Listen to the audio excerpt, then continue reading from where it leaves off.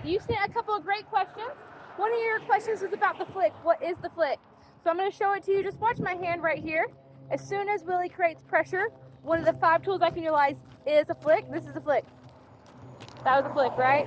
I just did abrupt pressure or a bump or a pop or a jerk, however you want to think about that. But it's not a consistent pull. I'll do it again. Here it goes. As soon as he creates pressure, he's actually doing really good. There, pressure, flick. I'll do it one more time next time he creates pressure. There's pressure, flick, flick.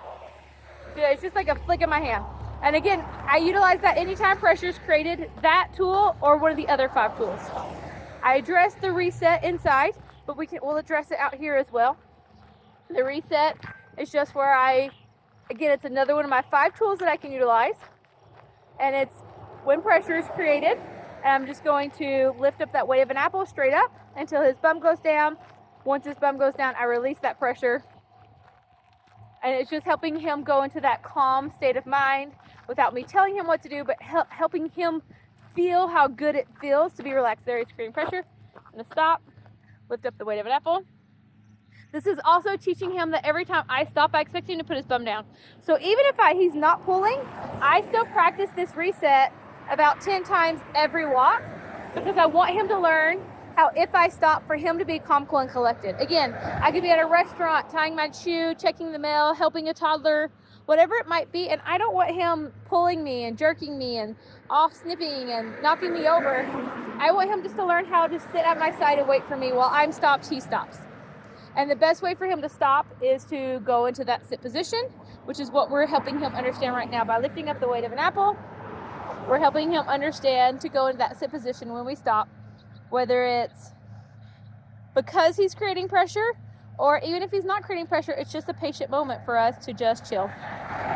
We're just lifting up that pressure, just waiting for Willie to put that bum down. Oh, there, he's pulling on me. There, he put his bum down. If he creates more pressure than an apple, that's his choice. I'm going to hold my hand where it is and hold it firm. If he pulls really hard, that's his choice. I'm just going to stay where I'm at. Otherwise, he'll start leading you all up and down the street by just pulling on that leash, right?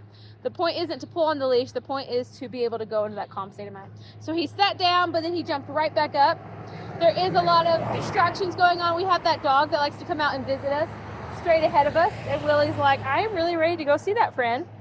And we will pass the friend because we're not going to avoid, but we're going to pass the friend in a calm, cool, collected mood. So again, I'm just holding this here. Shh. Waiting for Willie to put his bum down. There, bum went down, leash goes down. Good, this was a reset, right? Oh, bum went up, wrist goes back up, bum goes down, wrist goes down. There he even, I'm going to pet him on that one. Right there, he even like sat sideways. I don't know if you can see that on the camera. I'm kind of looking into the sun. He like, not only did he sit, but he like sat comfortably. He's like, okay, I got you. I'm going to sit comfortably. That was beautiful. So again, we have those 5 tools we can utilize. We really just went over the reset and flick, but we also have the zigzags, which is where I zigzag back and forth. We have the roll back where I step backwards and he rolls back. I step forward and he rolls forward.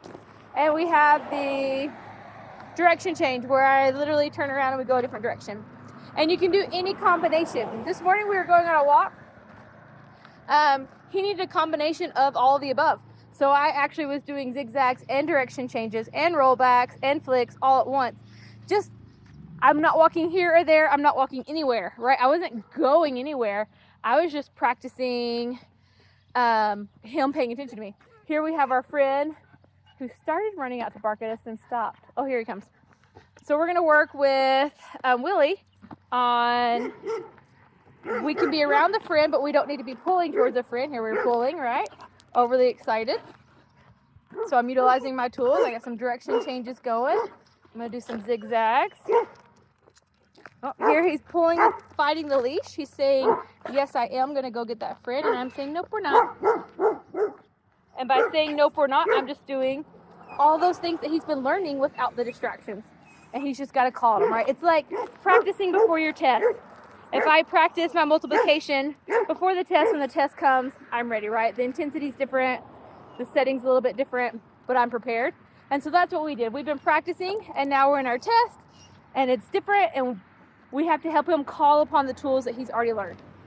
Look, we're getting much calmer. It's great. We'll do some zigzags in here too. Do another direction change with the flick. There, our friend is still there beside us, and Willie still really wants to play. You can hear him whine just a little bit under his breath and look over, but he's no longer pulling and fighting and freaking, and he's just like, okay, I see, we're good, and we're doing so good.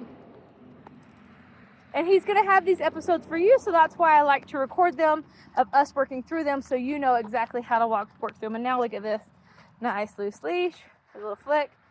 I'm gonna do some zigzags. There we go, so that we can have this nice loose leash walk together. That's beautiful.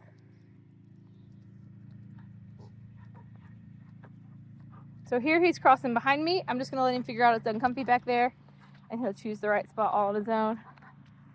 There. We have a nice calm Willie, and it feels so good. We're just gonna keep practicing those tools. Let's see. You asked about the flick. You also asked about when he's in his crate. I'll go over that when he's on his bed, so I can talk more about his crate and that schedule and how that works. So we'll go there next after we're finished with this walk.